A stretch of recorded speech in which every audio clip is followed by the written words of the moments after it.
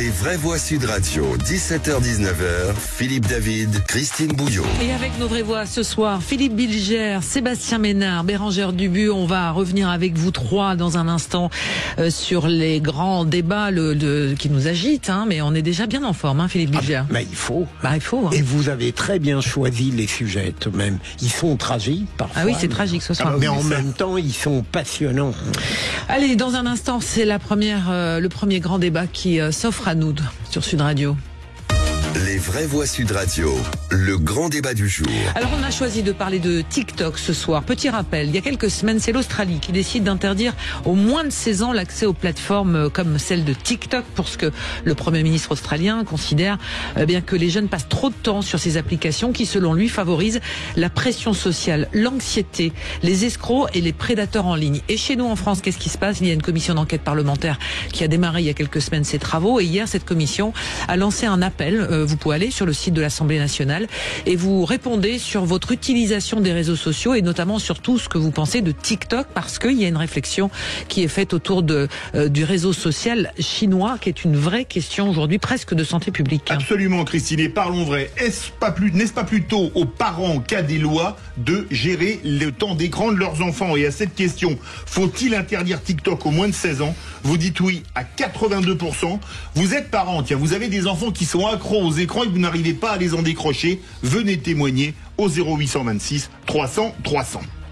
Et on est avec notre invitée qui est la Rebecca Youn. Je rappelle que vous êtes psychologue, clinicienne et psychothérapeute spécialisée dans l'enfance et l'adolescence. Alors, avant la pause, vous nous disiez que cette question de TikTok, cette dépendance aux écrans, c'était pas en nombre d'heures, mais ce que ça a engendré.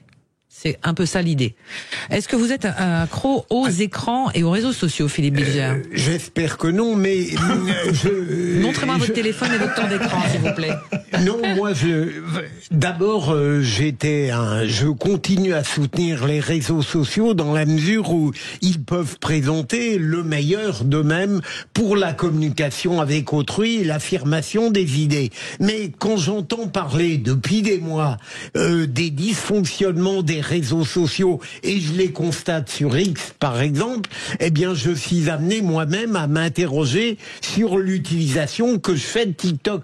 TikTok, je n'en vois pas les méfaits, puisque je me contente avec un total narcissisme d'adresser des messages sur des sujets divers, admiration littéraire, politique, contestation, mais je ne sais pas ce qui se passe ailleurs sur TikTok. Et je suis obligé de constater que il y a des méfaits considérables qu'il faut corriger d'une manière ou d'une autre. Et les deux autres vraies voix ont des enfants qui sont en âge d'aller sur TikTok. Tiens, Sébastien Ménard. Mes enfants font partie des 70% d'utilisateurs de TikTok qui ont moins de 24 ans. Je viens de vérifier. La réalité, c'est que sur TikTok, à part Philippe Bilger et quelques exceptions... Je sais pas où vont mes enfants. Ça vole, et je vais pas me faire que des copains. J'ai même d'anciens collègues qui y bossent, mais honnêtement, ça vole pas bien haut. Franchement, sur la forme et sur le fond, quand on va sur TikTok, il n'y a pas grand chose à y apprendre. Et encore une fois, ce que je dis pour protéger mes vraies voix préférées n'engage que moi. Enfin bref, oui, il y a un intérêt, en tout cas, pour le législateur, de regarder ce qui s'y passe d'un peu plus près. C'est ce qu'ils sont en train de faire. Ils lancent en plus, pour le coup, une fois n'est pas coutume, une consultation citoyenne. Donc c'est pas une commission d'enquête avec quelques descendantes en fait. Quelques non spécialistes, parce que je suis pas certain que la plupart des parlementaires, à part si effectivement ils ont quelques enfants, et certains en ont, susceptibles d'être des utilisateurs et des utilisateurs de TikTok. Donc c'est plutôt bien ce qui est en train d'être fait. Mais la réalité sur laquelle on va tomber, à mon avis, elle est pas bien glorieuse, parce qu'encore une fois, sur le fond et sur la forme, à part Philippe Bilger, ça ne vole pas bien au TikTok. X c'est bien. Bérengère Dubu. La question des réseaux, elle est très complexe, parce que nos enfants ont des smartphones, j'en ai 4 moi aussi, et parce que ça me rassure, je peux les localiser, je peux les appeler. Vous avez 4 enfants, pas 4 smartphones. 4 enfants, et donc je sais même pas comment j'ai de smartphone, du coup, et tous ces enfants, ce qu'ils perdent, mais ils doivent aller sur école directe, l'école nous demande qu'ils aient des smartphones, qu'ils aient des ordinateurs, ils ont des tablettes, donc on est quand même envahi. Donc effectivement, l'interdiction, j'y crois peu, j'ai essayé 50 contrôles parentaux, j'ai essayé les punitions, j'ai essayé le panier dans l'entrée. Effectivement, c'est très complexe, parce qu'à part la pédagogie et être là en permanence. On peut pas déléguer ça, que ce soit, je crois, hélas, à une loi ou à un contrôle parental. On est obligé d'être derrière. Et surtout, le plus important, quand je m'étais inquiétée pour mon aîné à l'époque, j'avais vu une psychologue pour m'aider à comprendre les réseaux, parce que voilà, au début on veut bien faire, les derniers on s'en fout, mais les aînés on fait bien. Et sur l'aîné, elle m'avait dit, tant qu'il vous parle de ce qu'il voit, tout va bien. Donc moi, mes enfants, je leur demande, tu regardes qui comme youtubeur, tu regardes qui, tout. Et tant que nos enfants nous racontent, qu'ils nous voient, qu'ils me montrent leurs vidéos, que je les regarde, ça fait. Et juste pour finir, quand je leur dis qu'ils font trop d'écran, ils me répondent pas pire que leur grand-mère sur Candy Crush. Et ils ont pas non plus très tort, et pas pire que moi qui suis sur LinkedIn toute la journée, qui fait un post par jour. Donc on a tous des addictions un petit peu aux réseaux différentes et c'est très compliqué. Et si je peux me permettre, on se suicide pas quand on joue à Candy Crush. Pardon. On est d'accord. Ça, c'est vrai. Alors, on va essayer d'y voir clair et comment déjà en tant que psychologue, vous êtes au contact d'adolescents, d'enfants, l'addiction aux écrans, les effets néfastes des réseaux sociaux, vous le constatez, j'imagine, à peu près tous les jours. Oui, malheureusement tous les jours, mais je crois que ce qui est fondamental dans l'utilisation des réseaux, c'est vraiment l'âge auquel le réseau va être utilisé. Alors, vous disiez que vous n'aviez rien contre... Le grand âge, ça. Oui, Philippe Bilger adolescent, c'est pas très crédible, soit dit en passant. Disons qu'en tout cas, à l'adolescence, ça présente un vrai risque. L'adolescence est une vraie période de grande vulnérabilité, et notamment en termes de narcissisme et d'assises narcissiques. Et c'est là où toutes les cartes vont se rejouer, tous les conflits intrapsychiques vont être réactualisés. D'ailleurs, on lit un adolescent au regard de son enfance, de ce qu'il a vécu en termes de sexualité infantile, en termes de rapport à ses relations primaires d'objets.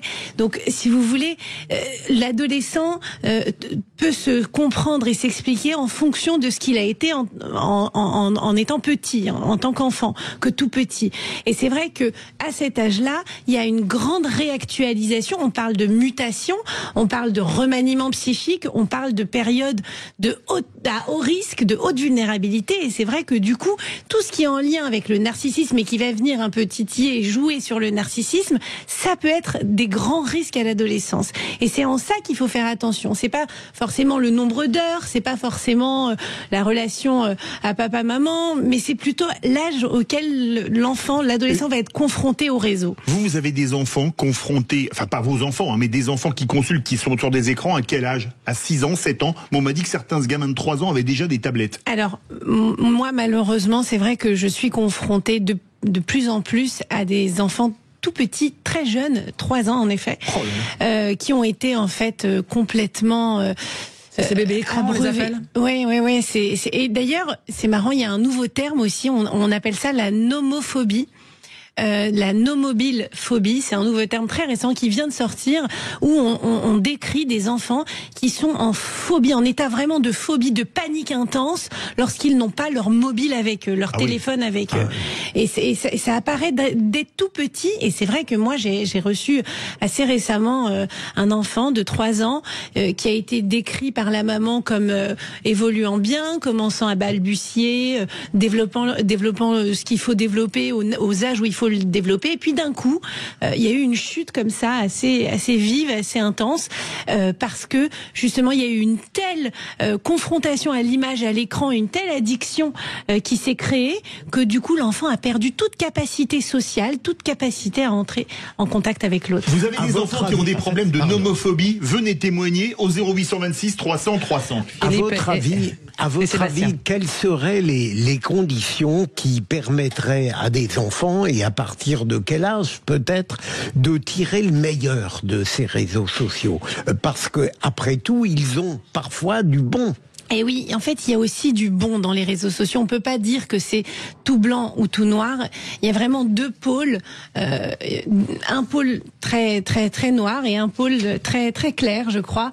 C'est vrai que les réseaux sociaux, ça permet de découvrir, de s'enrichir, de se découvrir des passions cuisine, des passions liées à l'art, à la culture. On apprend beaucoup avec les réseaux, et ça permet aussi d'être en connexion avec l'autre lorsqu'on a parfois un peu de mal à trouver des points communs avec les autres. Ça permet vraiment une connexion facile, ça permet des gratifications, il y a des likes, des commentaires, des publications. On est très vite gratifié, on est très vite valorisé. On a l'avatar idéal qui vient vraiment compenser l'angoisse identitaire et narcissique. On a voilà tout de suite des partages qui se font. On se trouve en relation avec des gens avec qui on n'aurait jamais cru être en relation. Donc il y a un vrai côté très positif, très gratifiant. Et à côté de ça, il y a tout l'envers de la médaille. Et c'est en ça qu'il faut faire très attention. Je me souviens plus de la question de base. Non, je veux dire les conditions qui précisément permettent de tirer le meilleur des réseaux sociaux. Moi, je crois que il n'y a pas de recette. Il n'y a pas de recette, mais le plus tard on propose le réseau social, le mieux c'est.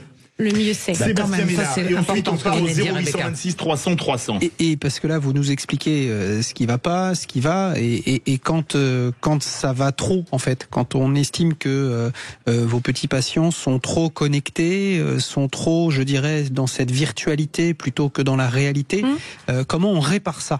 Quels sont les qu'est-ce que vous proposez? Alors, c'est là que le rôle des parents va être fondamental. On balance le téléphone contre un mur, je l'ai déjà fait, et il n'y a plus de téléphone. Non, mais...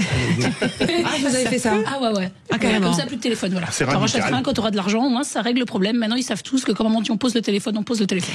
En fait, c'est vrai que, bon, ça peut être une solution, mais si vous voulez, la meilleure solution, c'est le modèle qu'on apporte à nos enfants. Nous, on est leur modèle. Et en général, quand on a des enfants qui sont comme ça, très addicts à l'écran et qui peuvent y passer des heures, on se rend compte que les parents, souvent, ils ont cette tendance aussi à être un peu addicts à leur téléphone et addicts aux écrans. Ouais. Et finalement, lorsqu'on change le modèle et lorsqu'on agit sur le modèle qu'ils sont pour leurs enfants, eh bien, l'enfant peut changer.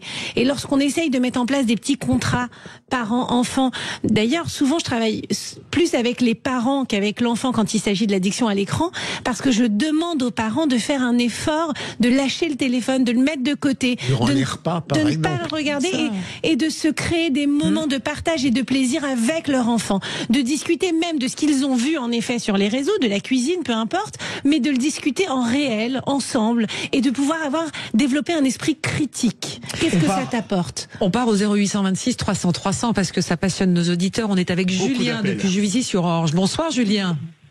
Bonsoir. Alors, interdiction des réseaux sociaux aux mineurs, vous êtes pour? Alors moi je suis favorable aux mineurs, même, enfin plutôt à moins de 16 ans en tout cas. Mais moi ce que je relève surtout comme problématique, effectivement vous parliez des parents, effectivement je pense que malheureusement aujourd'hui, du fait de l'organisation sociétale, les parents ont un peu trop souvent à utiliser les écrans comme nounou substitution et laisser leur enfant devant les écrans parce que il faut s'occuper de la maison, il faut aller faire les courses, il faut aller faire, faut s'occuper d'organiser la maison tout autour. Et du coup malheureusement ça laisse pas assez de temps aux parents de s'occuper correctement des enfants. Je vois l'écart que moi j'ai, puisque j'ai fait le choix quand mes filles sont nées, j'ai une fille de 2 ans et demi, une fille de 9 mois, quand ma première fille est née, de mettre mon travail de côté et vraiment de me focaliser sur l'éducation et l'accompagnement de mes enfants. Je vois la différence entre moi et mes amis autour de moi qui ont à peu près la même tranche d'âge et qui ont de la même tranche d'âge que moi. Leurs enfants parlent beaucoup moins bien, passent leur vie devant l'écran, enfin leur vie j'exagère, mais passent énormément de temps devant les écrans parce que dès qu'ils rentrent c'est Gulli, le matin c'est YouTube je sais plus quoi là, Kid ou je sais plus quoi là.